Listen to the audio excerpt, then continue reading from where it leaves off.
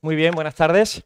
Vamos a ir dando comienzo a esta cuarta mesa debate que lleva por título Impacto y riesgo del uso secundario en los espacios de datos de salud.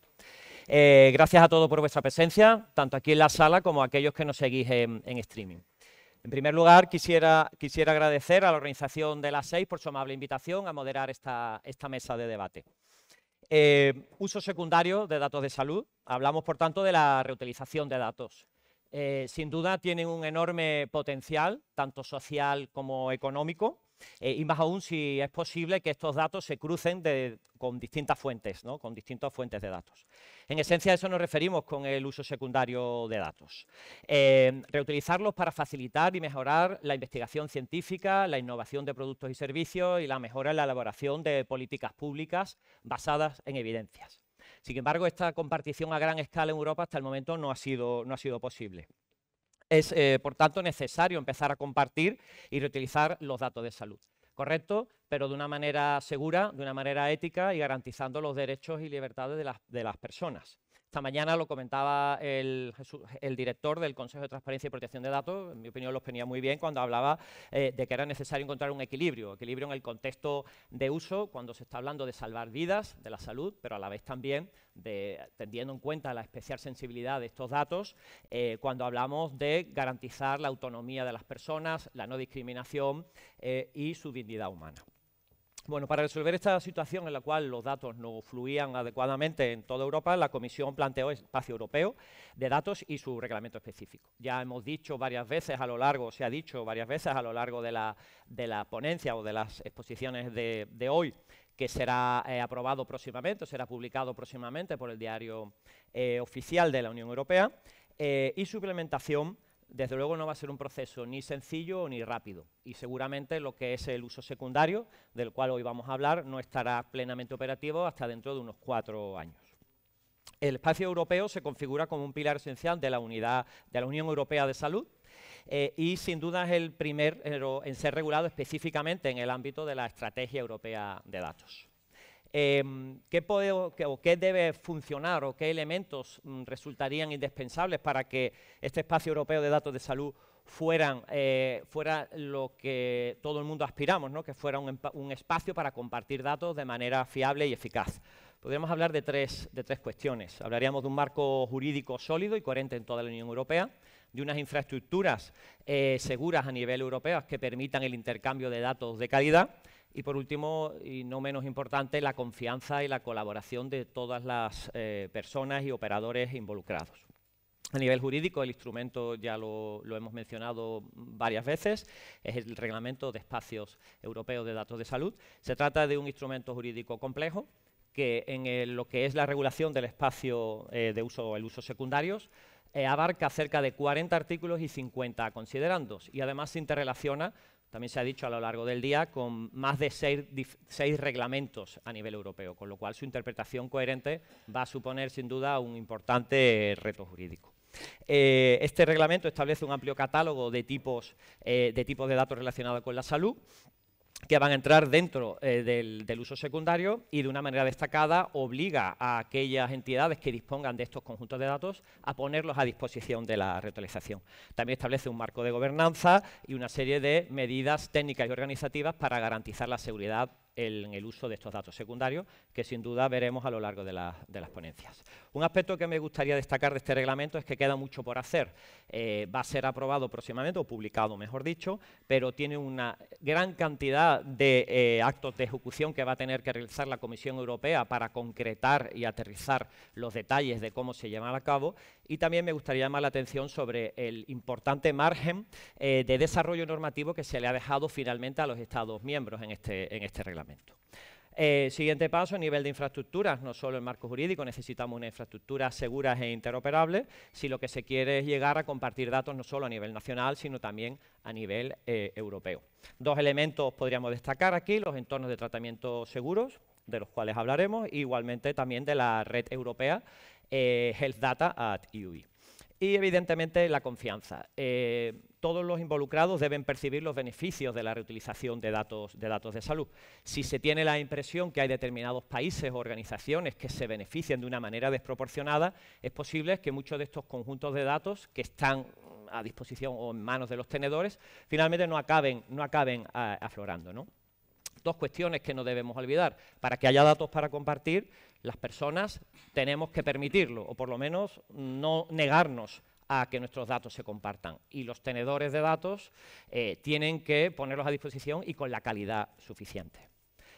Para ir ya terminando esta introducción, lógicamente me gustaría mencionar la vertiente de protección de datos, que es el auténtico eje vertebrador del reglamento, ¿no? No debemos ver la protección de datos como una barrera a la reutilización, antes al contrario, y ya lo dice el propio reglamento, es un facilitador, debe ser un facilitador para generar esa confianza en que nuestros datos acaben siendo usados en el uso secundario de manera ética y segura. Pues bueno, para todo ello, para hablar de todo ello, hoy tenemos a una mesa inmejorable y ya veremos que su composición pues, refleja perfectamente esta naturaleza multidisciplinar que es necesaria para abordar el espacio europeo de datos sanitarios. Contamos con expertos que nos darán visiones complementarias desde la gestión de los datos de salud, la protección de datos, la farmacoepidemiología, la investigación biomédica o la ciberseguridad. Voy a presentároslo brevemente. Empezamos con Carlos, por mi orden a partir de mi izquierda. Carlos Tellerina es coordinador de la unidad de biocomputación del Instituto Aragonés de Ciencias de la Salud y responsable de la plataforma de datos de salud BIGAM. Es físico e ingeniero informático, lleva casi 30 años dedicado al desarrollo de sistemas de información sanitario y a la gestión de datos de salud. Forma parte del grupo de trabajo para el despliegue del Espacio Nacional de Datos de Salud y el Espacio Europeo. En el Espacio Europeo ha participado en la acción conjunta TEDAS. Además, actualmente lidera un paquete de trabajo en el proyecto Quantum para la definición de la etiqueta de calidad y madurez. Seguimos con Ricardo Iglesias, que es jurista especializado en Derecho Sanitario, con formación técnica en el ámbito de las tecnologías de la información. Ha desarrollado su carrera profesional en el ámbito del cumplimiento normativo y la seguridad de la información. Y actualmente desempeña el cargo de delegado de protección de datos del Servicio Madrileño de Salud y de la Consejería de Salud de la Comunidad de Madrid. Miguel Ángel Macía Martínez es responsable, me has cambiado el orden para mantenernos a todos atentos, es responsable del área de farmacoepidemiología de la división del mismo nombre y farmacovigilancia de la Agencia Española de Medicamentos y Productos Sanitarios y es coordinador del programa BIFAP, la base de datos para la investigación farmacoepidemiológica en el ámbito público.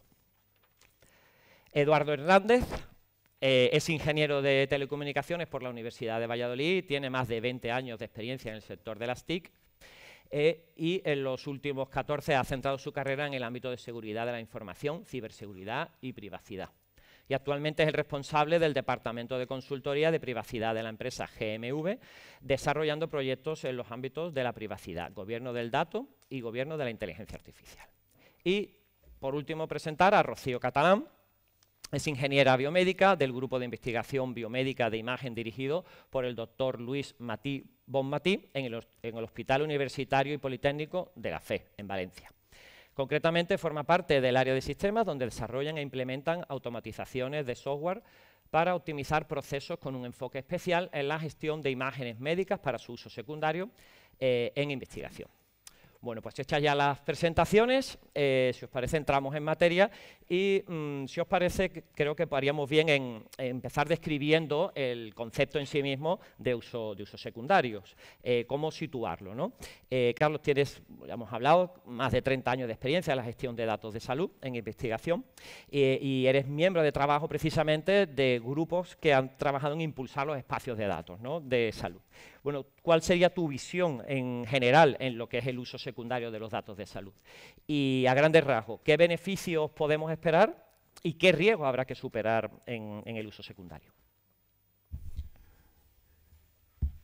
Muchas gracias, Manuel, por la presentación. Gracias a las 6 por invitarnos a estar aquí. Respecto a la pregunta que hacías, bueno, es decir, yo creo que el uso secundario de los datos, es decir, la reutilización de todos los datos que recogemos en la práctica clínica diaria y su utilización para hacer análisis, para hacer investigación, para generar conocimiento que pueda ser aportado al sistema de los pacientes, es fundamental. Está ya de alguna manera en en los considerandos y en el articulado del Reglamento General de Protección de Datos, de la Ley Orgánica Española. Está también, por supuesto, muchísimo en el Reglamento del Espacio Europeo, y yo creo que el beneficio, el potencial que tiene es enorme para el desarrollo del conocimiento y de la investigación biomédica y el desarrollo de la salud. Pero claro, poniéndonos un poco en ese, que además a lo largo de la jornada hoy se ha comentado muchas veces, ¿no? Ese balance permanente entre el interés que puede tener la investigación con datos, el uso secundario de datos, y el problema de la privacidad. El primer elemento que a mí me interesaría poner encima de la mesa es que cuando hablamos de este balance, de este equilibrio que hay que hacer, siempre estamos hablando de dos elementos que se evalúan de forma potencial. Es decir, el interés que puede tener una investigación es potencial, el beneficio que puede tener al final es potencial, es decir, es lo que podríamos esperar, pero no sabemos exactamente lo que vamos a conseguir. El problema de la privacidad al final acaba siendo también una cuestión de riesgos potenciales. Es decir, ¿cuál es el riesgo al que nos exponemos, ¿no? Y tenemos que ser capaces de encontrar un equilibrio entre esos dos elementos que tenemos que medir de una forma que a veces es muy complicado de medir. Cuando a mí me toca enfrentarme, yo asumo, y además es muy interesante porque la heterogeneidad que tenemos de perfiles en la mesa va a permitir el debatir, porque seguramente algunas de las cosas que digo no necesariamente ellos van a estar de acuerdo, ¿no? Pero la experiencia que tengo yo, por ejemplo, a la hora de proveer datos para proyectos de investigación es que muchas veces ese interés que se aduce para acceder a los datos y hacer proyectos de investigación es un interés que es más científico que público-social, ¿no? Es decir, no, es que esto es una investigación, es muy importante porque la investigación va a obtener estos resultados. Y lo que no podemos hacer es evaluar el interés público en base al número de artículos o de presentaciones en congresos, que pueden ser muy interesantes, pero necesitamos métricas que nos den una valoración real de cuál es el beneficio previsible y el beneficio real que obtenemos después de cualquier proyecto que hagamos con datos. Y con los riesgos ocurre exactamente lo mismo. ¿Cómo medimos realmente los riesgos y cómo comparamos ese beneficio con esos riesgos? En este sentido, muchas veces esto desde el ámbito jurídico, cuando se habla de protección de datos, se pone mucho énfasis en, no, los datos los tenemos pseudonimizados, ¿cuál es el riesgo de reidentificación? Yo creo que es un enfoque erróneo. El problema no es el riesgo de reidentificación, aunque necesitemos reidentificar en algún caso para obtener. El problema es cuánta información podemos acceder, a cuánta información podemos acceder a partir de los datos que tenemos y cuál es el riesgo potencial de utilizar de manera inadecuada esa información, ¿vale? Es posible que nosotros podamos reidentificar a muchas personas, pero sin embargo la información que obtenemos no nos va a permitir hacer absolutamente nada, o a la inversa. Entonces tenemos que focalizar exactamente en cuál es el impacto que puede tener un estudio, una investigación, un proyecto de innovación, cuál es el impacto del riesgo y cómo conseguimos ese equilibrio. Y para conseguir ese equilibrio, un par de elementos que me parecen importantes. Es decir, si queremos de alguna manera gestionar esos dos elementos en paralelo, o bien arriesgamos, o bien exigimos unos costes de computación muy altos y queremos preservar absolutamente la privacidad y queremos que los datos realmente sean útiles y podemos sacarle mucho beneficio, pero eso no siempre es posible ni siempre es adecuado. Si no tenemos que sacrificar uno de los dos elementos, al final para mí el elemento fundamental para resolver esta ecuación es que quienes están siempre, quienes ponen en riesgo la información fundamentalmente son los pacientes con sus datos. Quienes son potenciales beneficiarios de la innovación y de la investigación son los pacientes también, que son los que pueden ser beneficiarios inmediatos de esto.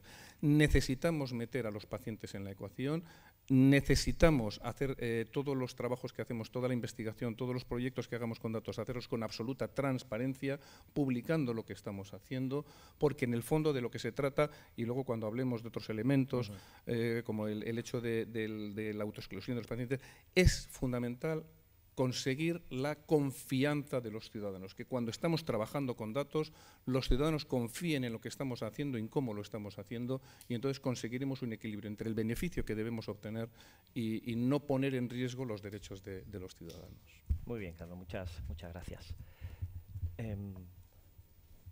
Sí. No, quería, antes de pasar al siguiente punto, has mencionado el ámbito, los beneficios de la investigación, ¿no? Sí quería preguntaros precisamente por la definición de investigación. En el Reglamento General de Protección de Datos la definición de investigación es muy amplia, muy extensa, y aquí parece que nos encontramos en la misma situación. No se ha aprovechado o no se ha querido aprovechar este reglamento para circunscribir más lo que es el ámbito de la investigación científica. Lo que sí vemos que el reglamento dice explícitamente, y tú lo mencionabas, Carlos, es con el objetivo de beneficiar a los usuarios finales. ¿Veis algún tipo de riesgos en que se argumente bajo un argumento de investigación científica otro tipo de usos secundarios que no los contemplaría, digamos, el reglamento, que incluso pudieran rozar lo que son las prácticas prohibidas que el mismo reglamento establece? Yo personalmente, evidentemente, proyectos de investigación puede haber muchos, habrá algunos que tengan impacto directo y aplicación directa en los ciudadanos, otros que no, pero la investigación básica también es necesaria para luego poder desarrollar otro tipo de soluciones y de innovación. De todos modos, en este momento en el que ya se está empezando a materializar a partir del reglamento que está ya aprobado, aunque todavía no está publicado, y se están empezando a materializar distintos elementos y están apareciendo una serie de proyectos con financiación europea para ir discutiendo distintos aspectos relacionados con la implementación del espacio europeo de datos, y muchos de ellos sobre el papel que tienen que jugar los Health Data Access Bodies, los organismos de acceso a los datos, ¿no? Porque van a tener que resolver un montón de problemas, desde aquellas cuestiones que tengan que ver, por ejemplo, con la propiedad intelectual y industrial en aquellos datos que puedan proceder del ámbito privado, por ejemplo, y otra serie de cosas. Y yo creo que uno de los elementos que va a ser fuente de largas discusiones y de tener que materializar, que aterrizar mucho este aspecto, es que en el reglamento del espacio europeo de datos se fijan cuáles son los usos legítimos y los usos prohibidos. Pero una cosa es que tú en un papel, en un reglamento, pongas 4 líneas de usos interesantes, usos que deberían potenciarse y usos que no deberían hacer, y otra cosa es cómo emparejas esos elementos con los datos reales, con los proyectos reales, ¿no? Cuando un potencial investigador o una empresa que puede tener un interés legítimo en acceder a datos para hacer un estudio y pone eso encima de la mesa, y un Health Data Access Body tiene que decidir si da acceso o no a ese usuario, a ese solicitante a los datos, ¿en qué medida encajamos ese proyecto, ese protocolo de investigación en esto? ¿Cuánto de interés legítimo y útil hay y cuánto puede haber de un uso no legítimo en base a lo que establece? ¿El papel lo soporta todo? Sí, correcto, gracias, Carlos. Eso seguramente ahora tendremos ocasión de entrar en el marco de gobernanza. Avanzando en el siguiente tema, el Reglamento de Espacio Europeo de Datos de Salud, sin duda debe interpretarse, como ya hemos dicho, con una multitud de normas, pero una de las que más destacadas serán en el ámbito de protección de datos es el Reglamento General de Protección de Datos. Ricardo, delegado de Protección de Datos con amplia experiencia. Bueno, ¿cómo ves tú esta nueva regulación específica en datos de salud y la relación con el marco general de protección de datos? También nos gustaría que nos ilustrases en dónde puede haber sinergias y compatibilidades entre ambos reglamentos y dónde, por contra, puede haber tensiones en la interpretación, ¿no?, de conceptos similares. Muchas gracias, Manuel. Muchas gracias a las 6 por invitarme. Y bueno, es cierto que en principio el espíritu de este nuevo reglamento europeo de datos de salud es ser continuista y complementar, ir más allá de donde se quedó el anterior, todavía vigente evidentemente, el Reglamento General de Protección de Datos, y en este caso, pues bueno, lo que pretende este nuevo reglamento es marcar un marco de gobernanza para el uso primario y secundario de los datos sanitarios electrónicos. En este caso, pues evidentemente el uso primario de estos datos será la prestación de los servicios sanitarios, pero en el caso del uso secundario sí que me gustaría destacar que las finalidades, los fines están tasados. Es decir, esto sí que es realmente, en mi opinión, un cambio legislativo respecto de, digamos, la libertad que tenía el RGPD. Aquí lo que tenemos es que los fines para el uso secundario de los datos están tasados. Entonces, este nuevo reglamento hace una distinción, además, entre usos secundarios permitidos exclusivamente para organismos del sector público, instituciones y organismos de la Unión Europea. Aquí también se incluye a terceros que pueden no ser instituciones públicas a quienes se encomienda el ejercicio de estas funciones. Y aquí este uso secundario de los datos estaría pues, limitado a actividades de interés público en el ámbito de la salud pública, la salud laboral. apoyo a los organismos del sector público en el desempeño de sus funciones y elaboración de estadísticas oficiales, nacionales, plurinacionales y de la Unión relativas al sector sanitario asistencial. Posteriormente, admite el uso secundario de los datos para cualquier, ya lo que es fuera del ámbito público, cualquier persona física o jurídica, en lo relativo a las actividades de educación o de enseñanza en el sector sanitario asistencial, la prestación de asistencia sanitaria personalizada, investigación científica relacionada con el sector sanitario asistencial y actividades de desarrollo e innovación de productos y servicios que contribuyan a la salud pública y a la seguridad social. Entonces, como vemos aquí, hace en primer lugar una distinción entre el ámbito público y el ámbito privado, el resto de operadores. Aparte de esto, este reglamento, una cuestión también interesante son los nuevos roles que crea. Es decir, habla de nuevas entidades que tienen a aparecer, los organismos de acceso a datos de salud, pero en relación a los roles habla de titulares de datos, usuarios de datos, tenedores de datos y tenedores fiables de datos. Habrá que ver cómo se conjugan estos nuevos roles con el papel de responsable y encargado de tratamiento que establece el RGPD, ¿no? El propio reglamento sí que ya da unas directivas y establece una casuística en qué casos, pues por ejemplo, un titular de datos puede jugar el papel de responsable de tratamiento y en qué casos puede llegar a ser encargado de tratamiento. Interesante también el desarrollo y el complemento de los derechos de los ciudadanos en el ámbito de la protección de datos. Recordemos también que en el ámbito sanitario los derechos de los ciudadanos en el ámbito de la protección de datos han estado, por lo menos en España, están bastante limitados. Bueno, en este caso sí que hay que destacar de manera, es decir, se amplía estos derechos de los ciudadanos. Y aquí me gustaría destacar algo que, como delegado de protección de datos, tenemos en nuestra práctica y yo creo que algo que una novedad que establece este reglamento y sin la cual sería imposible gestionar estos derechos de los ciudadanos. Y es que establece un servicio de representación. ¿Qué quiere decir? Tiene que haber lo que establece este reglamento tiene que haber en algún momento una base de datos de representación. Me estoy refiriendo al acceso. Es decir, este reglamento se está estableciendo un acceso inmediato posibilidad a los datos electrónicos de salud, posibilidad de descargárselos de manera amplia e inmediata, sin esperar al plazo estándar que establece el RGPD de un mes. Bueno, entonces, ¿cómo controlamos quién accede en representación de otro? Estoy hablando de los titulares de la patria potestad y me estoy refiriendo a una pesadilla que tenemos yo creo que todos los delegados de protección de datos y los responsables de tratamiento, y es que en los casos de, por ejemplo, conflictos en el ejercicio de la patria potestad, guardia y custodia, no sabemos quién tiene la representación del menor, quién no la tienen. Igual sucede con los casos de curatela para personas mayores de edad. Bueno, pues aquí sí que establece esta novedad, este servicio de representación que para mí, desde mi punto de vista, es algo fundamental. Y si no funciona bien, pues evidentemente creo que va a tener consecuencias en los derechos al final de los ciudadanos, en este caso de los representados.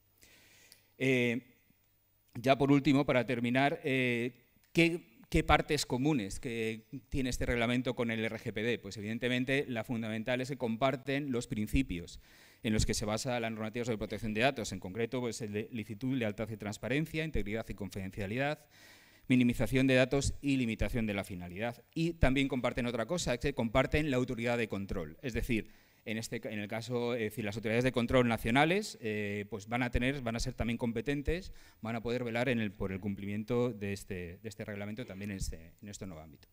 Muy bien. ¿Hay alguna aportación al respecto? Yo quisiera hacer brevemente una pregunta que no quiero dejar de hacer. Uno de los elementos que más se ha comentado respecto a la relación entre el Reglamento General de Protección de Datos y el de Espacio de Datos de Salud es el artículo 9.4 del Reglamento General de Protección de Datos, que permite a los Estados miembros establecer una serie de limitaciones en tratamientos de datos especialmente sensibles. Hablamos de datos genéticos o de datos biométricos y datos también de salud, por supuesto. Parece que este reglamento trata de, en cierta medida, derogar, ¿no?, esa disposición. ¿Cómo ves las implicaciones prácticas que puede tener? ¿Va a ayudar a unificar ese marco jurídico a nivel de la Unión Europea, este nuevo reglamento, en relación con esta disposición que decía del General de Protección de Datos? Claro, aquí este reglamento yo creo que se está, entre comillas, adelantando al futuro en cuanto a los datos especialmente sensibles, porque estamos hablando, este reglamento se ha dado cuenta de que aunque anonimicemos con técnicas a día de hoy los datos, aún así existe un riesgo de reidentificación futuro. Entonces, incluso datos anonimizados, el reglamento considera que pueden tener ese riesgo de reidentificación y por eso los califica de datos de carácter no personal, pero de carácter muy sensible. Un ejemplo que podemos traer a colación para darnos cuenta de esto es, por ejemplo, el caso de las enfermedades raras. Es decir, yo puedo tener una base de datos de enfermedades raras, pero claro, las enfermedades raras tienen una prevalencia muy baja en la población. Puede haber poblaciones, enfermedades raras que tengan esta prevalencia baja. Entonces, este reglamento dice, bueno, pues en estos casos puede darse la situación de que, aunque los datos estén anonimizados, puedan tener, es decir, al final existe un riesgo de reidentificación. Entonces, ahí lo que impone, evidentemente, es la toma de especiales medidas de seguridad y de prevención para evitar este posible riesgo de reidentificación. Muy bien, perfecto, Ricardo. Muchas gracias. Pues seguimos avanzando en la multitud de temas que tenemos en la mesa, ¿no? Este amplísimo tema que es el uso secundario, y vamos a empezar a hablar de la gobernanza y de una figura fundamental que queda reflejada o regulada en el reglamento, como es los organismos de acceso a datos de salud. Son a la vez guardianes y facilitadores de este uso secundario, ¿no? Miguel Ángel, nos gustaría preguntarte, ¿no?, cómo deben funcionar estos organismos, ¿no?, para que el sistema sea, por un lado, ágil y transparente, pero por otro lado se garantice ese uso seguro y ético de los datos, ¿no? Y qué lecciones podemos extraer de la experiencia actual, ¿no?, que nos comentarías. ¿Sí? ¿No? Sí, perfecto. Bueno, buenas tardes y gracias por la invitación y por tener la oportunidad de compartir la experiencia nuestra en este foro de este nivel, ¿no? Claro, cuando se habla de proveedores de acceso a datos, cuando se habla de acceso a datos o de solicitud de datos, o cuando se habla de uso secundario, lo que nos está proporcionando ya el reglamento europeo es un lenguaje, un contexto muy claro, unas reglas del juego incluso, ¿no?, y unos conceptos, ¿no?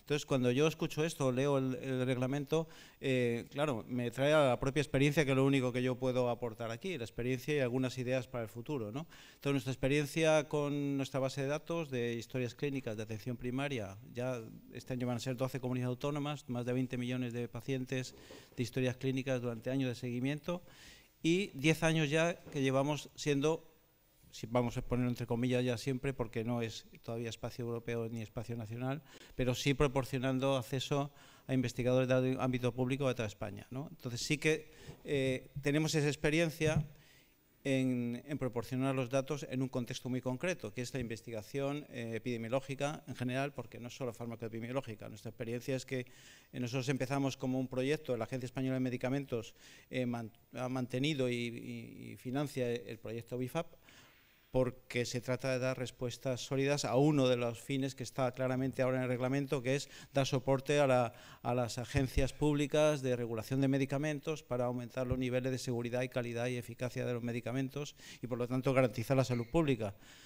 Pues hace 10 años, en el 2015, decidimos que también podíamos abrirla a la investigación científica en general, ¿no? Entonces hemos adquirido una experiencia en todo este tiempo de decenas de proyectos de investigadores del ámbito público, universidades, hospitales, atención primaria, que no han presentado sus proyectos. Entonces, algunas lecciones sí podemos extraer y que quizá puedan servir para modelar en este esqueleto que tenemos nosotros ya hecho, modelar ese futuro, esos futuros espacios de datos de salud en nuestro país, ¿no? Entonces, la primera circunstancia es que nos ha beneficiado mucho, y vuelvo a poner las comillas, o sea, ser los tenedores de datos, porque nosotros ingerimos los datos de las comunidades y somos los responsables del tratamiento porque tenemos los datos, tenemos todas esas historias clínicas en nuestros sistemas. Ser al mismo tiempo los usuarios, porque las preguntas de farmacovigilancia, nuestro equipo de epidemiólogos hace los protocolos y da respuesta, y ser proveedores de acceso a los datos, ¿no? Ser proveedores de acceso a los datos a estos investigadores y también solicitudes directamente de datos agregados en los proyectos europeos en los que estamos, proyectos de la Agencia Europea de Medicamentos, Darwin o los contratos de marco de la EMA, en la cual pues damos ya los datos agregados, o sea, lo que es el concepto de solicitud de datos que establece el reglamento europeo. Y esa cercanía nos ha beneficiado en el sentido de poder ver la demanda de los datos y la demanda del usuario al mismo tiempo, ¿no? Y por lo tanto eso ha generado un círculo virtuoso de calidad del dato y de enriquecimiento, ¿no? El segundo punto, y tiene que ver con todo el aspecto de eso, de qué pasa de los riesgos, ¿no? Es que, claro, nuestros usuarios son gente muy particular. No es fácil hacer investigación en farmacoepidemiología. O sea, estudiar por qué un medicamento produce un determinado efecto, o si lo produce o no lo produce, o saber si por ejemplo, los analgésicos, algunos de los analgésicos que utilizamos pueden producir una granulocitosis o los medicamentos que se usan como anticoagulantes pueden ser unos más eficaces que otros o producir unos más hemorragias que otros. Estamos hablando de investigación de inferencia causal en investigación biomédica, y eso requiere unos diseños complejos que requieren una experiencia, con lo cual los equipos de investigación que llegan a nosotros y nos presentan sus protocolos y llegan a éxito son equipos que se van consolidando, normalmente universidades o centros de investigación con una experiencia previa, ¿no? O pueden empezar con un proyecto sencillo, pero luego si quieren progresar en este tipo de preguntas van escalando, ¿no?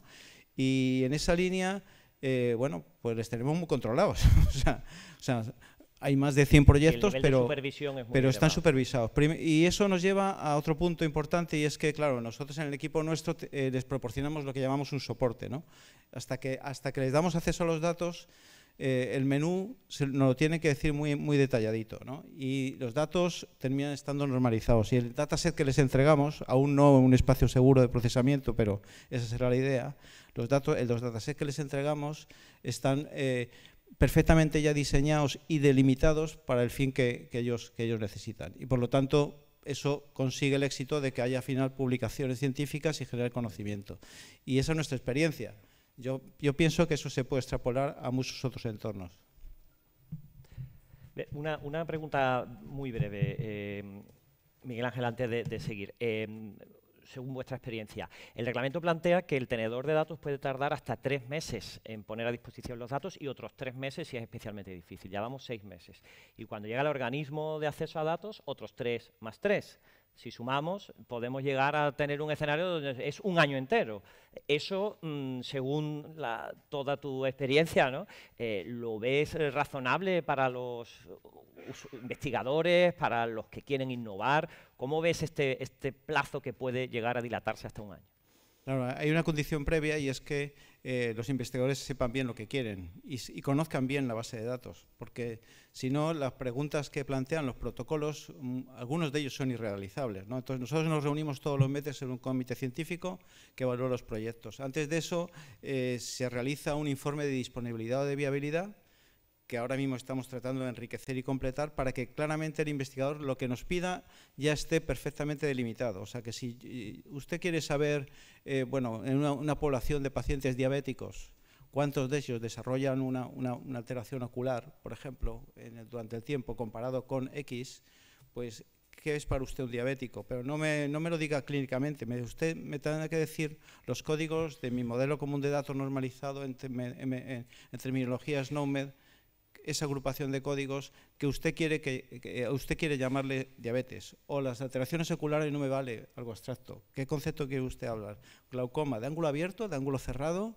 ¿Desde cuándo? ¿Después? ¿A partir de cuándo? O sea, si todas esas cuestiones están clarificadas en el, vamos a llamarle formulario de solicitud, que para nosotros ya un protocolo de investigación operativizado, entonces podemos dar la respuesta rápida. Y si además, como ya estamos empezando a trabajar en un modelo común de datos como MOP, los datos están ya perfectamente delimitados y se genera un análisis rápido, podemos darle datos en 2 meses. No es lo que estamos consiguiendo ahora en la mayoría de los casos, pero sí lo que está ocurriendo, sí, por ejemplo, los proyectos en los que damos los datos, por ejemplo, el proyecto Darwin-EU de la EMA, bueno, es que en 2 meses efectivamente está hecho el informe de final, desde que se nos solicite y se aprueba. De hecho, la barrera fundamental que nos están planteando es si tenemos un retraso en la aprobación, por ejemplo, por los comités de ética de investigación. De hecho, lo que plantean en otros países, y eso es algo que está un poco limitado en nuestra disposición adicional 17ª, y no está claro por los comités de ética de investigación que puedan hacer aprobaciones generalizadas, ¿no? tienes que aprobar protocolo a protocolo, ¿no? Entonces, hasta donde yo sé, eso no ha cambiado, ¿no? Y con lo cual, pues yo sé que en Dinamarca, en Alemania incluso, en algún otro país, están ya desarrollando esta aprobación generalizada, ¿no? Perfecto, muy bien, muchas gracias. Pues seguimos avanzando y otro tema que ha sido muy debatido y es en cuanto a los derechos de los usuarios en este uso secundario, derechos de los usuarios, de las personas, los pacientes, y en concreto es el de la autoexclusión o el opt-out, que además va a ser regulado a nivel nacional, ¿no?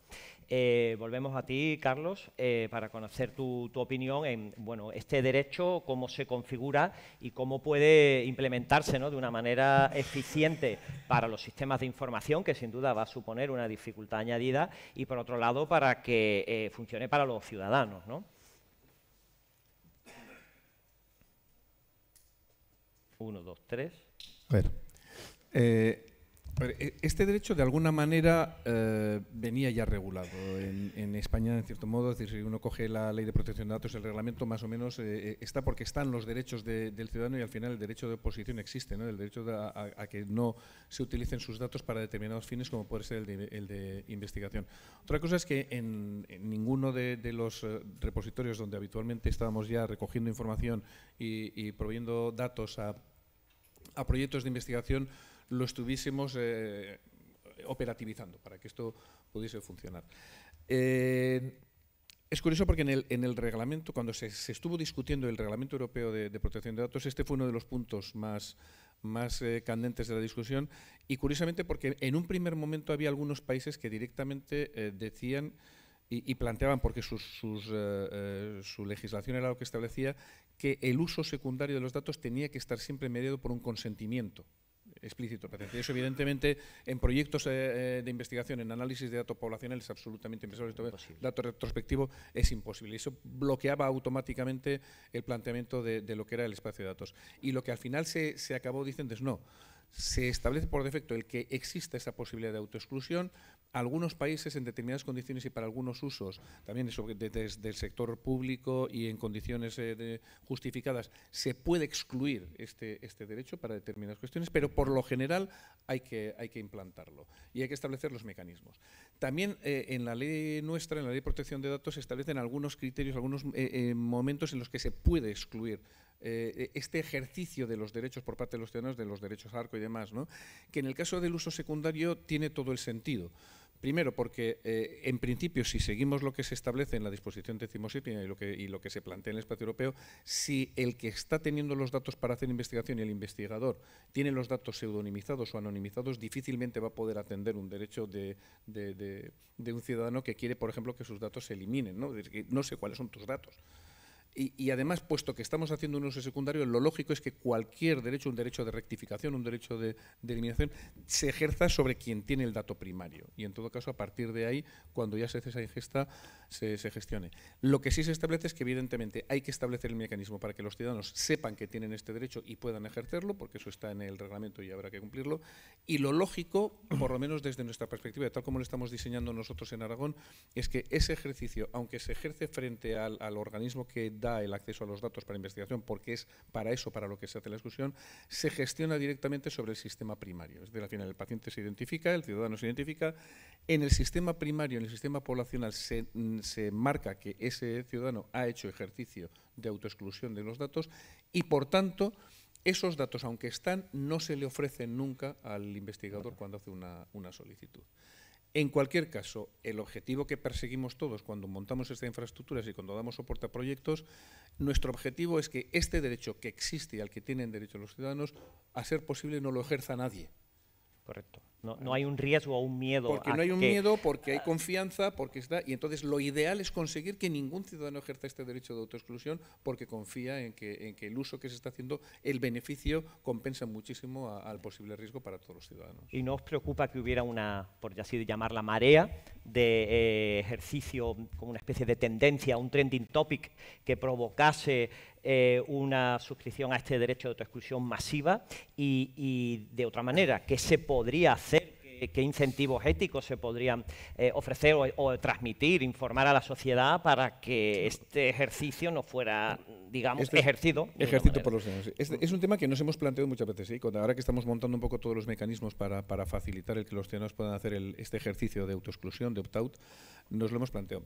A ver, el punto de partida, ya digo, es fundamental conseguir la confianza de los ciudadanos. Yo cuando discuto con los investigadores y plantean, es que hay que cumplir el reglamento, hay que cumplir no sé qué, tengo que hacer este papel, decir, sí, la ley hay que cumplirla. A mí lo que me preocupa no es el cumplimiento de la ley, no es lo primero que me preocupa que los ciudadanos no se cabreen con nosotros. Porque si los ciudadanos se cabrean con nosotros, estamos perdidos, por mucho que cumplamos la ley, ¿no?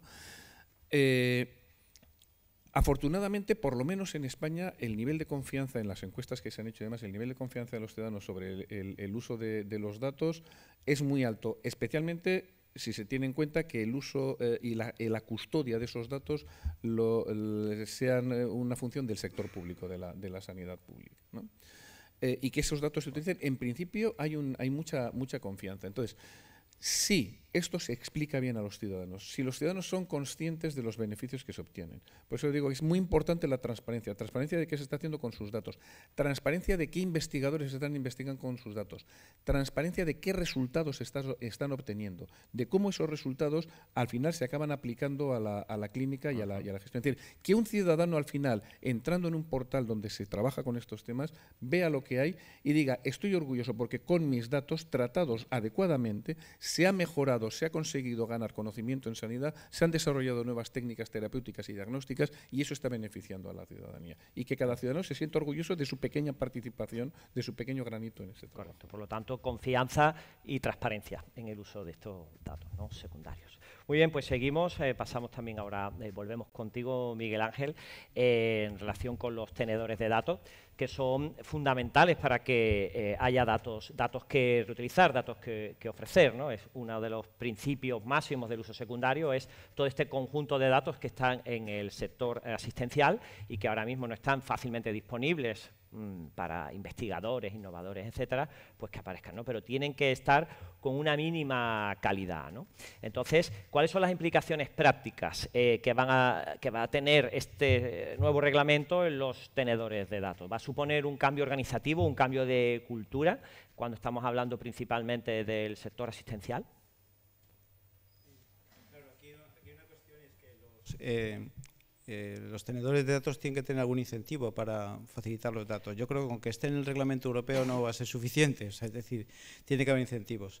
El incentivo que propone el espacio europeo es, bueno, pues unas tasas, ¿no? Y oferta-demanda, y entonces yo te compro datos, ¿no? Entonces eso nos envuelve en un mundo en el que no sé si estamos preparados como sociedad española o en general, ¿no? Porque los datos del sector público, del Sistema Nacional de Salud, están generados y financiados por el Sistema Nacional de Salud y quien puede pagar esas tasas no van a ser otros.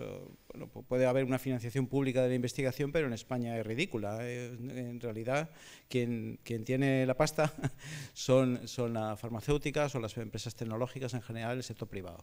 Y se plantea en sí mismo mecanismos de negociación, ¿no? Con lo cual, si los tenedores tienen que ofrecer sus datos, o bien se plantea claramente un mecanismo por el cual eso sea muy fácil o muy compensado o incluso a nivel organizativo, ¿no?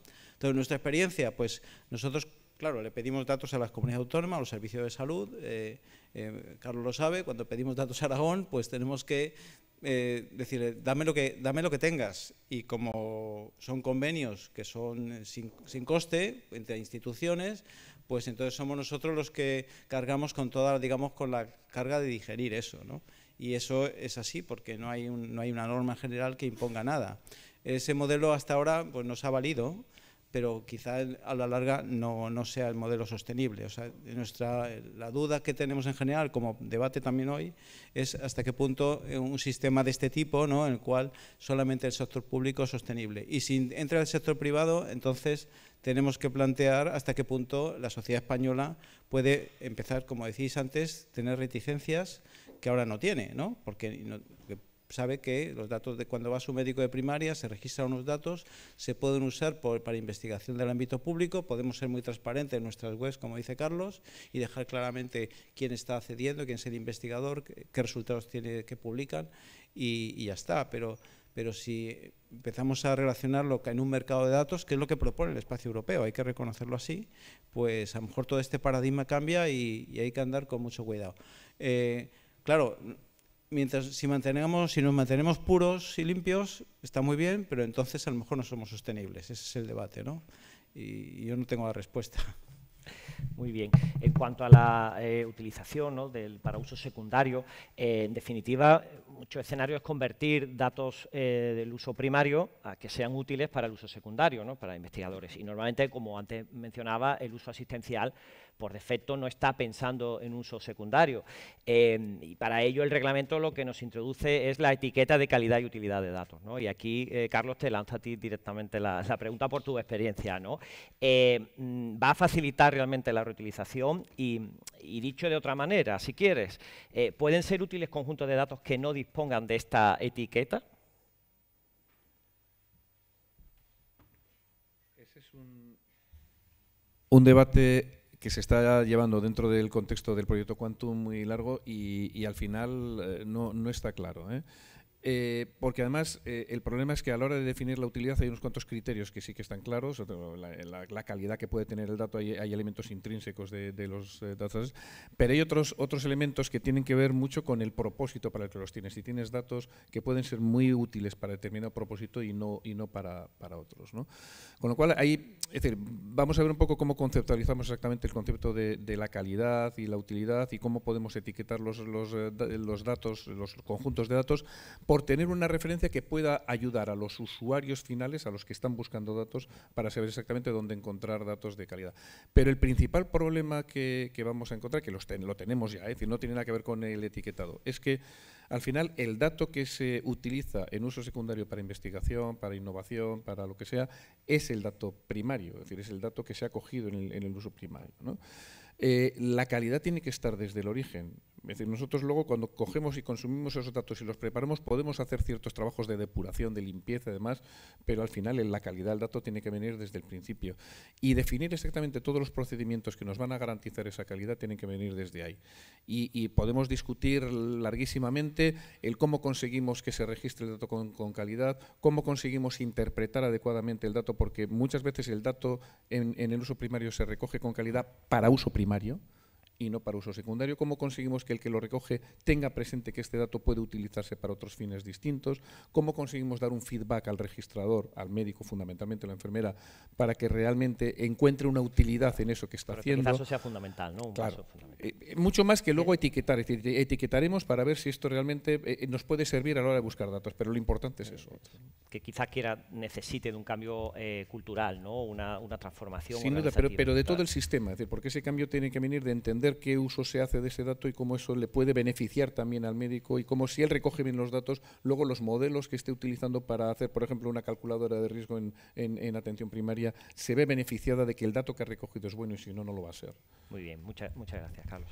Bueno, hemos hablado de los organismos de acceso a datos, de los tenedores de datos y, lógicamente, en el otro extremo de la cadena, los que de verdad deberían beneficiarse son los usuarios de datos, ¿no? Rocío, tú trabajas con imágenes médicas para un uso precisamente secundario, ¿no? Por tanto, desde la experiencia, ¿no?, práctica que tienes, ¿qué es lo que necesitan los usuarios de datos? ¿Qué mecanismos, qué procedimiento tienen que poner en marcha para realmente sacar el potencial, al menos teórico, que tendría el espacio de datos de salud? Y por otro lado, ¿qué responsabilidades, y si puedes en particular en protección de datos, deben asumir para garantizar ese uso adecuado y mantener la confianza en todo el sistema, ¿no?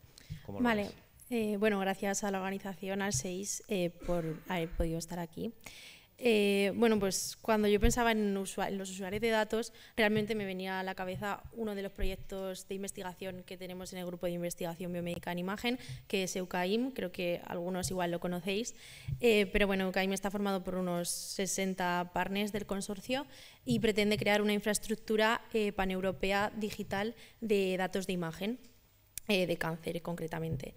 Entonces, además, pretende ser una plataforma de experimentación donde diferentes instituciones puedan hacer algoritmos de inteligencia artificial y evaluarlas con respecto a otros algoritmos que ya haya en la misma plataforma. Y bueno, pues con respecto a qué perfiles de usuarios de datos se van a dar en esta plataforma de UKIM, pues básicamente son dos. Uno son entidades que estén participando en proyectos de investigación, que ahí pues entrarán universidades, hospitales, centros de investigación, y aparte también un perfil de proyectos de innovación, sobre todo dedicado a empresas y a productos que puedan comercializar. Entonces, ¿sobre qué requisitos deben cumplir los usuarios de estos datos? Pues aquí voy a entrar un poco a explicar el flujo de cómo un usuario anónimo, digamos, se convierte en un usuario de datos y qué fases debe seguir. Bueno, en primer lugar, en la plataforma de UKIM existirá un catálogo público que se puede consultar de forma como usuario anónimo, con datos muy escuetos sobre los datasets o conjuntos de datos que hay en la plataforma. Entonces, una vez el usuario anónimo decide que quiere hacer una búsqueda más fina de los datos agregados que contienen estos datasets, pues debe debe leer y firmar los términos y condiciones de la propia plataforma, en la que, por ejemplo, pues aseguran que no van a producir ninguna brecha de seguridad, que no van a compartir los datos o usarlos para otros fines. Y una vez que hacen esto, pues ya se les permite explorar el catálogo de datos agregados. El siguiente paso, cuando ya una institución decide que quiere comenzar a usar estos datos, el siguiente paso sería ponerse en contacto con el comité de acceso del proyecto, y el comité de acceso tiene el rol del negociador. Entonces, el rol de negociador consiste es un intermediario entre el tenedor de los datos, porque bueno, se me ha pasado a decir que en UKIM el tenedor de los datos es al final el que tiene la gobernanza sobre estos datos. Entonces, el negociador básicamente es el intermediario entre el tenedor de los datos y el usuario de datos, y pues los pone en contacto para básicamente saber si el usuario pues va a cumplir o se quiere adherir a lo que el tenedor de datos pues explicita. Por ejemplo, en ocasiones el tenedor de datos puede argumentar que no quiera que sus datos se usen para proyectos de innovación y que solo sean de investigación. Pues entonces esas cláusulas se hablan, y así es como el usuario de datos pueda tener acceso final a estos datos para su investigación. Entonces, en este proceso de negociación también el usuario de datos debe aportar información básica sobre la entidad a la que pertenece, detalladamente qué procesamiento quiere hacer con estos datos, también si su proyecto de investigación e innovación ha pasado a un comité de ética, bueno, pues debe adjuntar también el comité de ética, y una evaluación de impacto, por ejemplo, si pretende usar o elaborar algoritmos de inteligencia artificial. Entonces, por el otro lado, ¿qué obligaciones o qué prohibiciones tiene el usuario de los datos? Pues bueno, se le prohíbe intentar reidentificar los pacientes, aunque obviamente la plataforma también ofrece un entorno seguro de procesamiento, es decir, también debe ofrecer garantías para que los usuarios, aún habiendo explicitado que no lo va a hacer, pues no puedan. También tienen prohibido compartir los datos con terceros o incumplir la ley de la inteligencia artificial, por ejemplo. También el usuario de datos se compromete a citar tanto a la plataforma de UKIM, que le posibilita su investigación, como al propio dataset y al tenedor de datos de ese dataset, pues citarlo en diseminaciones o posibles artículos, y pues también a cumplir con las medidas de la plataforma y a no provocar ninguna brecha de seguridad, y a compartir también los resultados de sus investigaciones con UKIM. Y bueno, también en UKIM quiere ponerse a disposición todos estos datos para que no se produzca un acceso no equitativo de los datos, y que todas las pequeñas o medianas empresas puedan, en estos proyectos de investigación e innovación, pues tener acceso a datos a nivel europeo. Y precisamente, Rocío, con ese último tema que apuntabas, ¿no?, de la equidad en el acceso, ¿no? Es evidente que hay que poner una serie de barreras, de límites al uso por parte de los usuarios, ¿no?, de datos, el uso secundario. Realmente el reglamento, tal y como está ahora configurado, permite que un usuario de datos sea cualquier persona física o jurídica. Y luego lo que hace poner es una serie de filtros, ¿no? Este tipo de requisitos que contempla el reglamento y que algunos de ellos en la práctica ya están funcionando, como has descrito en el proyecto UCAIM, pueden crear unas barreras desproporcionadas que aparten del uso secundario a estos grupos de investigación o startups que sean más pequeñas, que tengan medios recursos para el compliance, etcétera. ¿Cómo veis, ¿no? Cualquiera, ¿no? ¿Cómo veis esta situación? ¿Hay un equilibrio adecuado o podemos estar en una situación precisamente donde estén en desventaja los pequeños? Pues, a ver, en principio EUCAIM nace también un poco para facilitar la investigación a todos los niveles, o sea que startups o empresas más pequeñas que formen parte de un proyecto de investigación aprobado sí que podrán tener acceso a los datos. Y en cuanto a monetariamente, por ejemplo, sí que algunos tenedores de datos pueden establecer requisitos de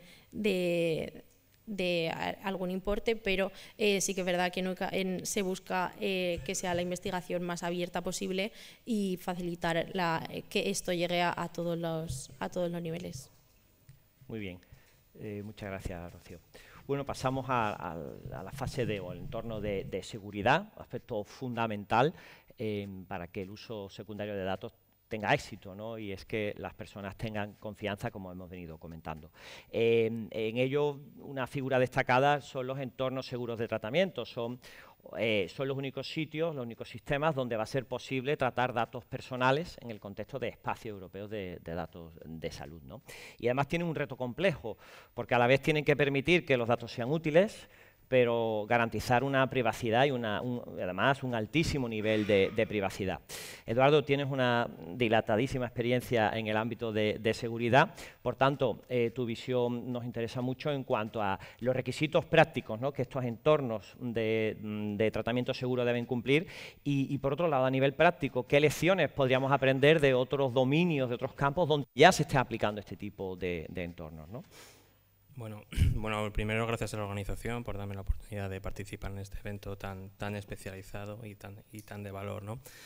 Bien, la filosofía del reglamento es, desde mi punto de vista y bajo mi interpretación, es explotar el potencial que tienen todos los datasets que pueden estar en manos de muchos tenedores para el uso secundario, ¿no? ¿Vale? Pero claro, eso se tiene que hacer en unas condiciones de seguridad, sobre todo cuando al final en seguridad de la información tenemos un activo, en el momento que le cambiamos de ubicación o le transformamos o le movemos, al final aumenta su superficie de exposición y eso no nos lo podemos permitir, ¿no? Y en ese sentido el reglamento define y regula lo que se llama el espacio seguro de datos, ¿no? En España, bueno, al ámbito nacional, pues existirán ya el reglamento define los organismos de acceso a datos que van a hacer de intermediarios entre los usuarios solicitantes y los tenedores, una que es calcado al ejemplo que nos has puesto, ¿vale? Y en ese entorno es en el que se entiende que se van a depositar los datos de los tenedores para que los usuarios puedan acceder a ellos. Eso tiene unos beneficios de tener un entorno centralizado donde la seguridad se puede optimizar, ¿no? Pero bueno, se tiene que garantizar esa seguridad, ¿no? En cuanto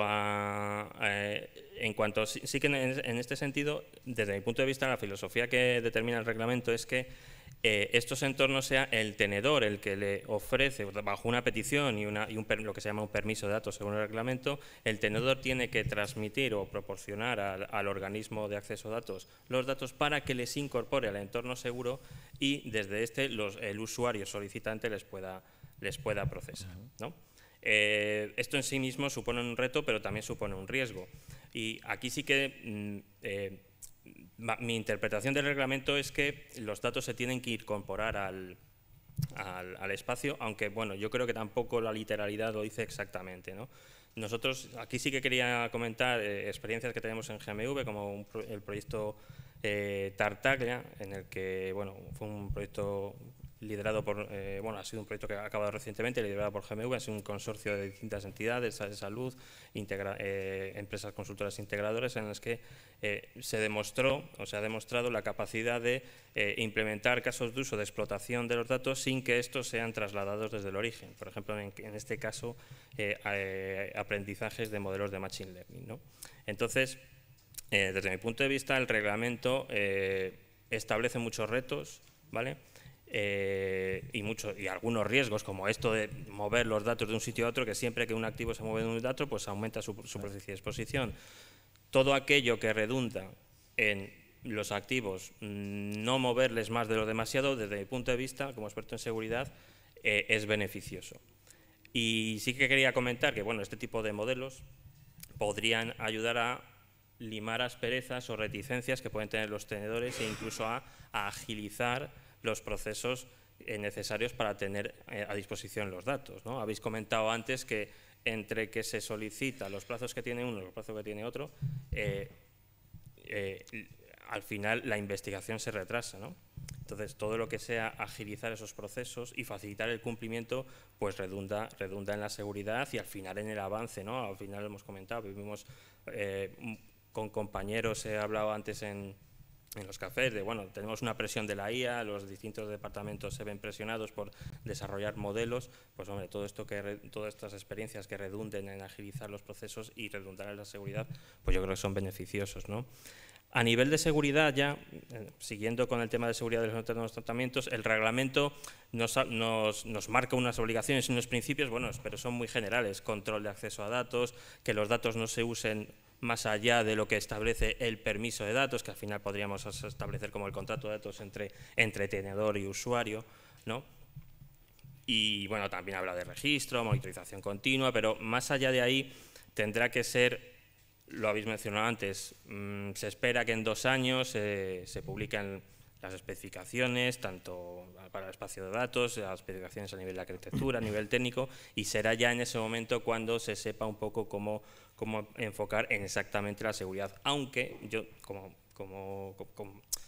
experto en el tema, puedo presuponer que tampoco se va a reinventar la rueda, en el sentido, ya tenemos la directiva NIS2, ya tenemos el Esquema Nacional de Seguridad, sabemos que van a ir a la mano por el anteproyecto de ley que ha salido, pero bueno, ya sabíamos que iba a ser así porque existe un perfil de CCN que especifica que para aplicar la directiva NIS al final hay que aplicar el NS. Entonces será ese momento, bueno, más allá de las especificaciones de arquitectura y detalles más pormenorizados, pues al final será Esquema Nacional de Seguridad, que al final es el estándar, al menos en España, es el estándar para la ciberseguridad, ¿no?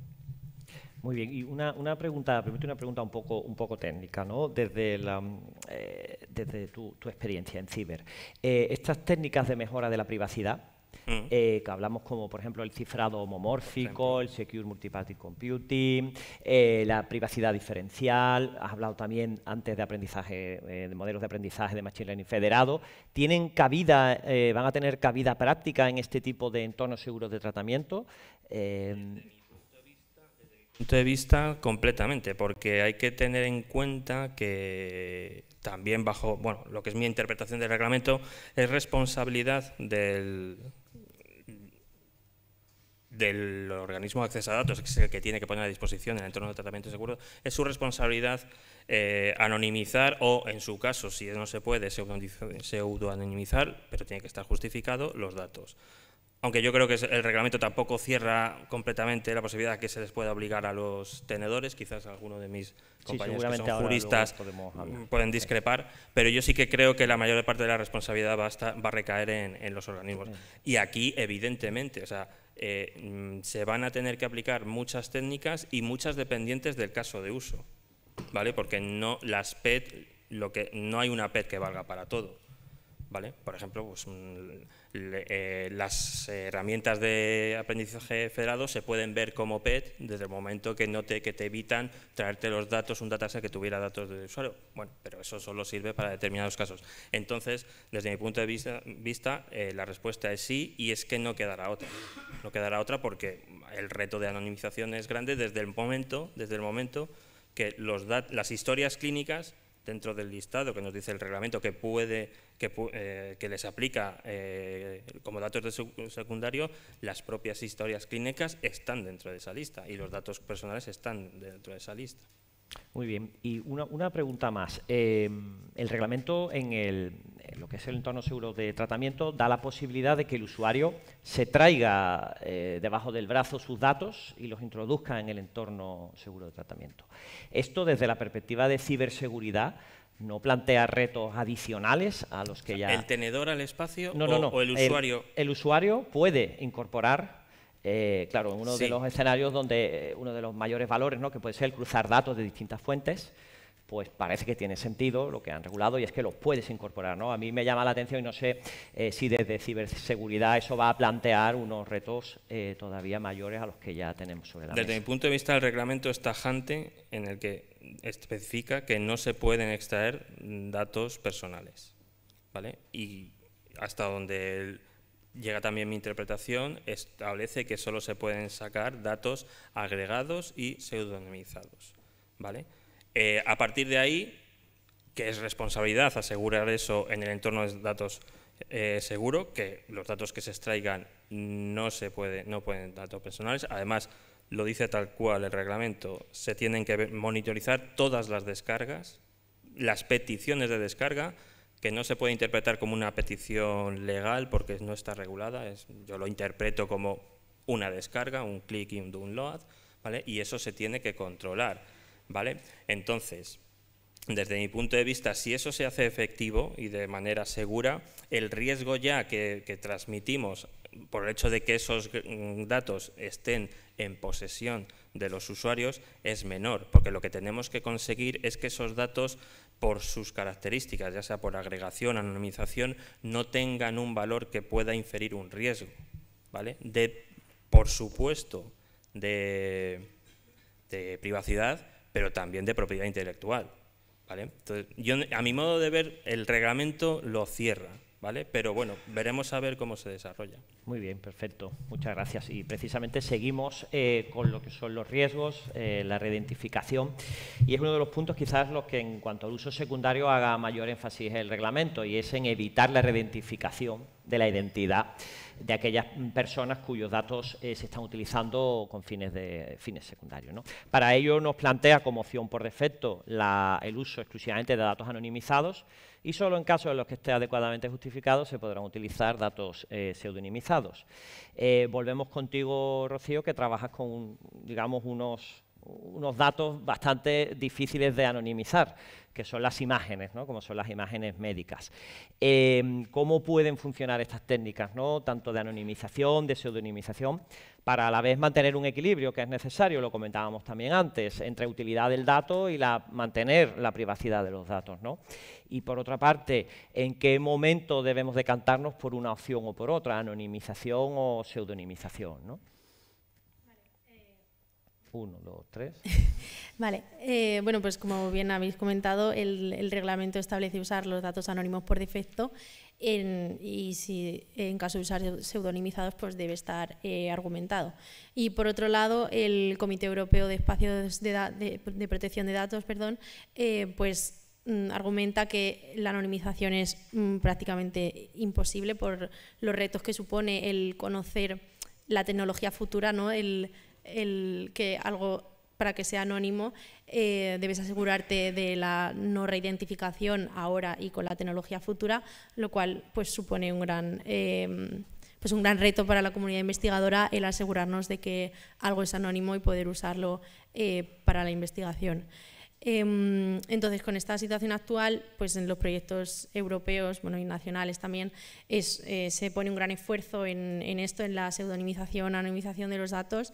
Y por ejemplo, voy a poner otro ejemplo de un proyecto europeo que tenemos en el grupo de investigación que se llama Chameleon, el cual bueno, está a punto de terminar ya. Entonces ha sido para crear un repositorio estructurado de imágenes con información de clínica y molecular también asociada, y sobre todo bueno, de cáncer, de los cánceres más prevalentes europeos. Entonces, en este proyecto también se han planteado muchos retos para la definición de este este método de anonimización o pseudonimización de las imágenes médicas. Y bueno, en concreto, dentro del marco del proyecto se ha elaborado un reto a la comunidad investigadora, un challenge de reidentificación interno para los investigadores del proyecto, el cual ha consistido en llevar un poco a la práctica como la evaluación de este riesgo de reidentificación del que siempre pues hablamos y que hay que gestionar de alguna forma.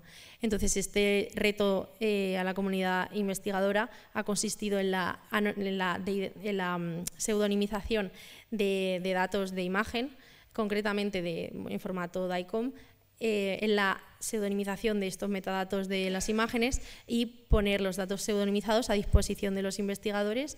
Y entonces el reto de estos investigadores era el conseguir revertir esta pseudonimización pues, para asegurarnos de si realmente el riesgo de reidentificación, pues valorar este riesgo.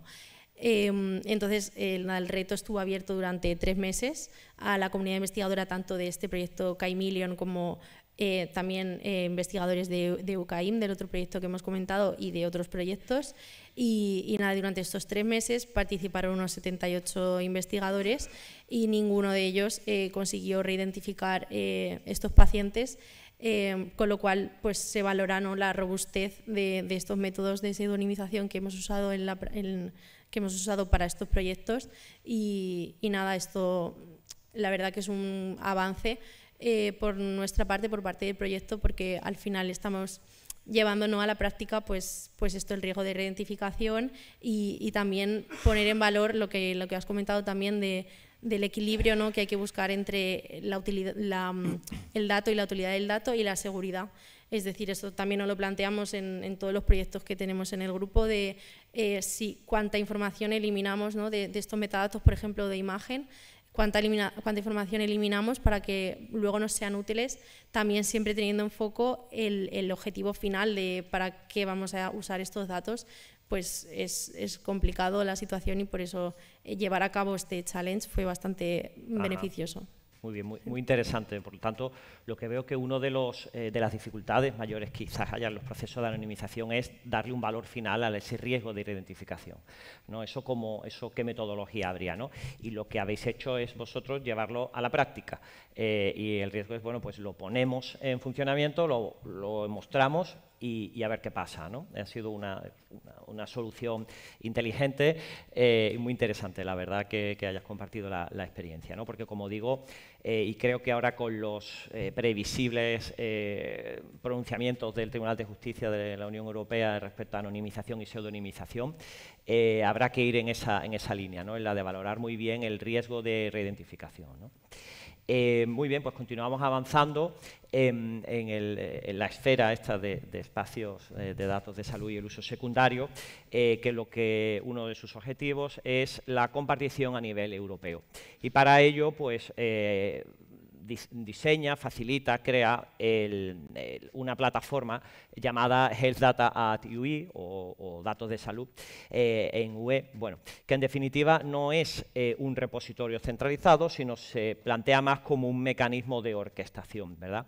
Entonces, Eduardo, tú nos puedes hablar de cómo está diseñada esa infraestructura y de cuáles son los mecanismos, ¿no?, que se plantean para que a la vez sea interoperable, permita ese intercambio de datos a nivel europeo, pero volvemos a la seguridad, ¿no? Siempre la seguridad como factor permanente al que hay que tener en cuenta. ¿Qué elementos tiene en cuenta esta red? Como acaba de mencionar, bueno, pues el propio reglamento también define y regula lo que se llama el Dato Salud UE, que, bueno, al final lo que buscará es interconectar los espacios de salud de los países con toda esta arquitectura de organismo, catálogo centralizado a nivel europeo. Es decir, la filosofía del reglamento es, bueno, compartir todos los datasets para aumentarlo o servir de palanca impulsora del valor de los datos, pero más allá de Europa, ¿no? Y es aquí donde surge esta plataforma. El objetivo de la plataforma es poner en contacto los distintos entornos de tratamiento seguro de distintos países a través de lo que se llama los puntos nacionales de contacto o puntos nacionales de datos, ¿vale? Y efectivamente una plataforma central que la palabra que has dicho tú es la correcta, va a ser de orquestación. Al final, aparte de que en España cada organismo organismo de acceso a datos mantenga un catálogo centralizado alimentado por los tenedores, se va a centralizar un catálogo central a nivel europeo para, bueno, pues también hacer un poco la compartición transfronteriza, ¿no? Aquí, bueno, sí que el reglamento define un poco la gobernanza de todos los actores involucrados, está la comisión, hay un organismo, un consejo operativo del espacio, bueno, y eso está definido. Lo que sí que yo puedo un poco destacar, un poco en comparativa por los espacios nacionales o los entornos de tratamiento seguro, porque además lo mencionabais antes, que bueno, el reglamento deja un poco cada país un poco deja la libertad para que lo implemente como quiera. Veremos a ver cuando salgan las especificaciones en qué medida, bueno, ya a lo mejor hace que todo vaya por el mismo carril, pero bueno, desde mi punto de vista el espacio datos europeo, o sea, lo que se llama la plataforma transfronteriza está más avanzada. De hecho, ya existe un piloto a nivel europeo, donde por ejemplo está ya definida a nivel de arquitectura cómo va a ser esa arquitectura más allá de los puntos nacionales de contacto, los organismos de acceso a datos, los espacios seguros de cada país, la plataforma central, ¿no? Ahí ya se han definido, por ejemplo, lo que en terminología de espacios de datos se llaman los building blocks, ¿no? Que bueno, vienen un poco, pues son los componentes funcionales que hacen que un espacio de datos de este tipo, en los que ya distintas entidades comparten datos, pues aquello funcione. En cuanto a la seguridad, sí que ese espacio de datos, sí que ese piloto, y parece ser, vamos, desde mi punto de vista va a ser un poco como luego se va a definir las especificaciones del espacio transfronterizo, una vez que se definan también las especificaciones en 2 años, se basa en un protocolo promovido también por la Comisión Europea que se llama eDelivery. El estándar eDelivery es un estándar, ¿vale?, que busca la compartición, establecer la compartición segura, agnóstica en cuanto al tipo de información y garantizándola, pues lo que es la interoperabilidad, la seguridad, etcétera, ¿no? Entonces, a mí eso sí que me parece una buena iniciativa, porque sobre todo en la medida que luego vaya a haber espacios de datos interconectados, y aquí saltamos a la posibilidad de que también establece el propio reglamento. El propio reglamento establece la conveniencia de que los espacios de datos, por ejemplo, la plataforma transfronteriza, se interconecte también con otros espacios de datos de otros sectores, ¿no? A ver, todo eso, en la medida que se utilicen ya y se hayan usado estándares y arquitecturas armonizadas en las distintas implementaciones, pues va en la línea correcta, ¿no? Aquí también, como es un foro de riesgos, me salto a los posibles riesgos y específicamente este escenario, la potencialidad de conectar espacios de datos multisectoriales, que en algunos contextos se habla de metaespacios de datos, es muy alta. Ahora, ahí también emerge el riesgo de reidentificación. Cuanto más información, aunque sea anonimizada, tengamos de los usuarios, más posibilidades de reidentificarlos. Puede haber casos de uso de muchísimo valor, de juntar información de estudios clínicos con información de movilidad, información económica, por supuesto agregada y tal, pero bueno, evidentemente ahí estará el riesgo de reidentificación, ¿no? Y también yo, una interpretación que hago es que a nivel de seguridad, si todos estos espacios interconectados, en esto que podríamos llamar el metaespacio de datos, siguen los mismos protocolos, pues bueno, no habrá, digamos, desincronizaciones. Yo entiendo que todos estos espacios por los que el reglamento aposta por interconectar tendrán que ser espacios que también estén regulados no por el espacio de datos de salud, que es una legislación sectorial, sino por la que está por debajo, que es el Data Governance Act. No perdamos de vista que el espacio nacional el Reglamento de Espacio Europeo de Salud se construye por encima del Data Governance Act. Y de hecho, hay muchas referencias en el mismo y se manejan muchos conceptos, como por ejemplo son los servicios de intermediación de datos. Yo entiendo que todo eso, que creo que estamos hablando todavía de un futuro bastante lejano, bastante que tenemos primero que tenemos que construir nuestros propios entornos de tratamiento seguro, ¿vale? Pero bueno, digamos que es el futuro al que vamos, ¿vale? Muy bien. Bueno, me quedo con dos ideas que quisiera destacar antes de pasar al siguiente tema. Por un lado, ya ha aparecido varias veces la necesidad de que existan catálogos de datos de calidad. Lo habéis comentado tú, Miguel Ángel, tú, Eduardo, tú, Rocío. Va a ser fundamental el descubrimiento de los datos, si no es posible saber, o sea, no puedes querer algo que no conozcas. Y por otro lado, también has hablado tú de la particularidad de las implementaciones nacionales, ¿no? Este reglamento al final deja un amplio margen de recorrido normativo y habrá que ver cómo eso luego acaba impactando realmente en esa capacidad de compartir datos a nivel europeo, ¿no? Hay muchos digamos, cláusulas de apertura en este reglamento que cuando se implementen por los distintos Estados miembros veremos en qué situación nos encontramos, ¿no? Realmente.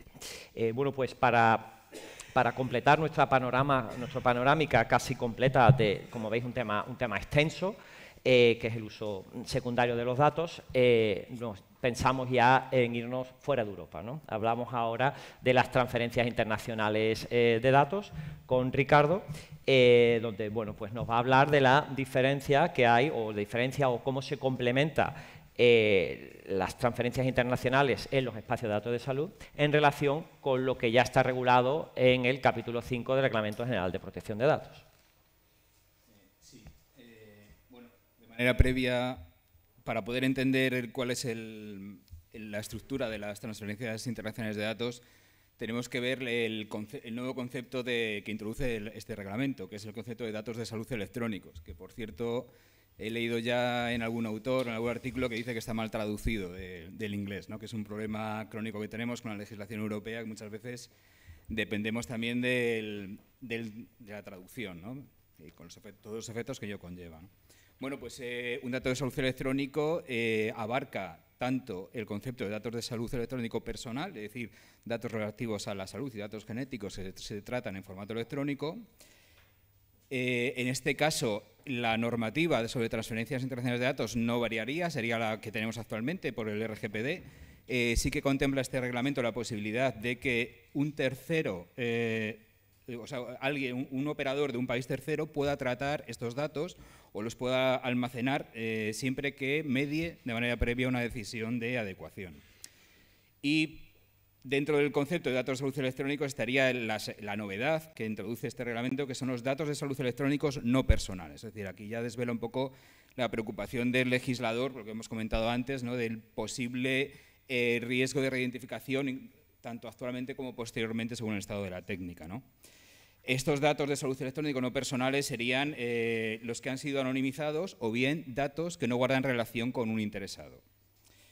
Y bueno, y ahora después tenemos que ver qué maneras de acceso tendrían los terceros países a estos datos, ¿no? Es decir, una manera, como la estándar, es solicitando un permiso de acceso a datos, es decir, yo soy un país tercero, quiero acceder a un entorno seguro de datos para un uso secundario de los mismos.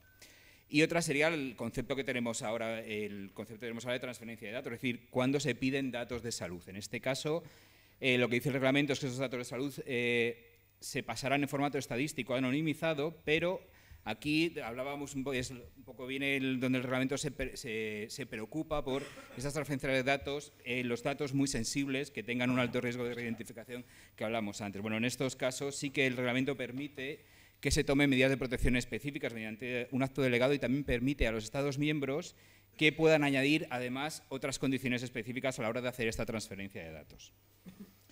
Una vez visto esto, bueno, el permiso de acceso a datos en un país tercero lo realizaría como cualquier otro operador y en el caso de la petición de datos de salud ya hemos visto que se pueden tomar medidas suplementarias. Y tendríamos una tercera casuística, que es aquellos casos en los que se solicita el acceso a datos de salud electrónicos no personales por parte de una autoridad gubernamental internacional. Esta normativa parece que tiene nombre y apellidos, ¿no? Yo creo que todos ya nos podemos imaginar el país del que están hablando, ¿no?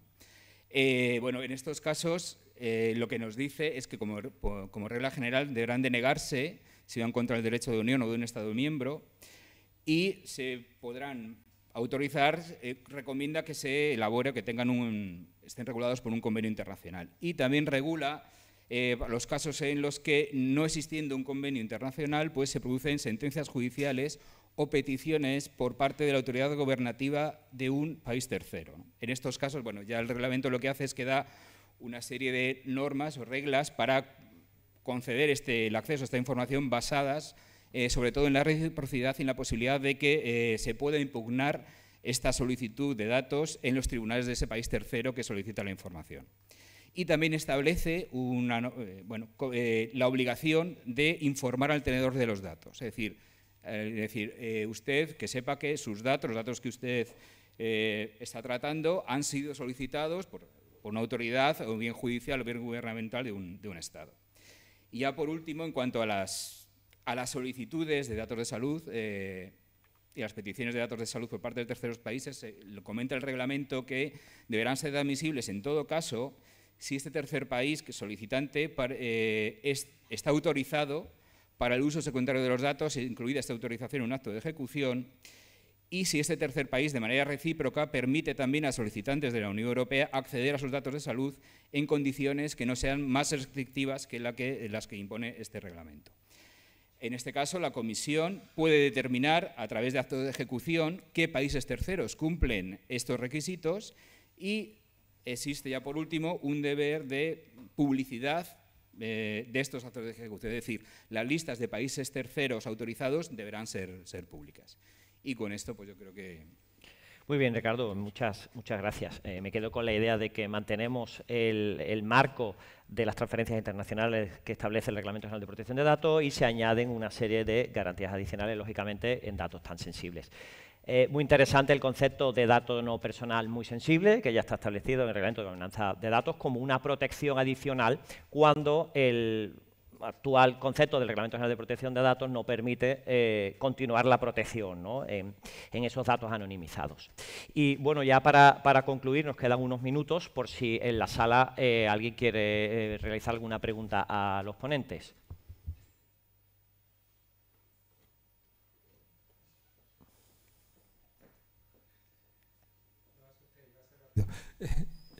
Una pregunta para el ponente de la Agencia de Protección de Datos. ¿Os habéis planteado publicar el catálogo de metadatos de BIFAP para que ese proceso los investigadores que definen un protocolo tienen que conocer el modelo? ¿Y cómo lo conocen? Sí, ¿cómo te hago la pregunta con los códigos SNOMED concretos, adecuados? A lo mejor ese proceso de hacer los datos encontrables, o por lo menos los metadatos. No, efectivamente, ahora mismo no están publicados, tenemos un esquema, como un resumen del modelo de datos general, pero nada más. O sea, ¿qué hay detrás? Hay que irse, nuestro documento de gobernanza especifica algo más, están detallados los diversos campos o áreas de información, o sea, la información diagnóstica que tenemos, fecha, dato, y justamente ahora estamos en el proceso de publicar todo eso. Al menos no tenemos todavía claro si publicarlo públicamente o solamente para los usuarios que se registran en BIFAP, que puede ser cualquier investigador de algún ámbito público. Ahí tenemos previsto publicar, espero que en ese entorno, de momento para investigadores, pero sí accesible a todo el que vaya a empezar un proyecto, una serie de informaciones. Primero, ese modelo de datos, o sea, lo que sería un cuadro de mando que llamamos de nuestra base de datos, con lo que tiene, con lo que no tiene. Es decir, si tenemos las vacunas, cuáles son todos los códigos distintos de vacunas que tenemos, ¿no? Si tenemos todos los fármacos, cuáles son los fármacos que tenemos y no tenemos. Si tenemos diagnósticos, qué códigos diagnósticos están ya, digamos, mapeados a la nomenclatura estándar, en nuestro caso es SNOMED, al cual mapeamos la información del diagnóstico de primaria. Esa información va a servir, y esto es nuestra idea, implementarlo en estas semanas o meses como mucho, para que el investigador, junto con el protocolo, que eso es igual, cumplimente como un formulario de variables en el cual especifique ya los códigos de si necesita saber su estudio sobre determinados fármacos, sobre determinados diagnósticos, refleja ahí directamente los códigos y entonces acelerar un poco la idea de ir progresando en esa agilidad el proceso de obtención de los datos. Vale, muchas gracias. Y un comentario en general. No sé si en todo el proceso de generar la ley europea de espacio de datos se ha tenido en cuenta la experiencia que tuvo Reino Unido con su gran proyecto CareData, que fracasó por falta de confianza de los ciudadanos y donde los médicos de primaria, los GP, le recomendaban a los ciudadanos que firmaran el opt-out porque ellos mismos estaban diciendo que no se fiaban del uso que estaban haciendo la autoridad nacional de los datos, que de hecho lo tienen todo publicado en BMJ, es decir, que está ahí como ellos hicieron su análisis de por qué fracasaron. Y hablan mucho de qué recomendaciones hacer, de cómo hacer el opt-out y todas estas cosas.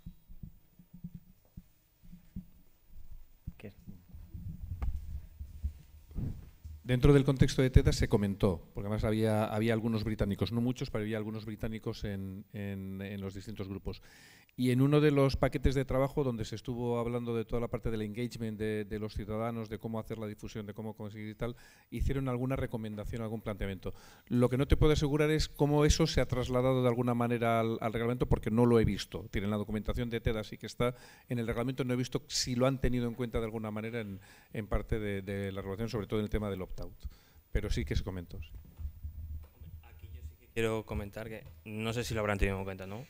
Pero que antes ha salido el tema, a mí sí que me parece que el reglamento, el tema de las transparencias lo define. O sea, todo tiene que ser transparente, todas las solicitudes de datos tienen que ser transparentes, las resoluciones de las mismas y, muy importante, los resultados de los usos que hacen los usuarios. Entonces eso, antes ha salido el tema de las reticencias de los usuarios, bueno, de los ciudadanos o tal, pues eso contribuye a pulirlo.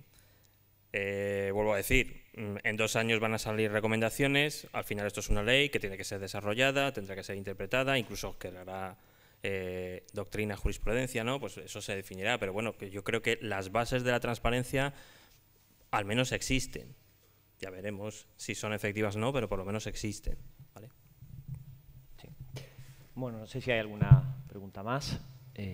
Y si no, pues damos por concluida esta mesa. Carlos, Ricardo, Eduardo, Rocío y Miguel Ángel, muchísimas gracias por vuestras aportaciones muy interesantes y gracias a todos por vuestra presencia.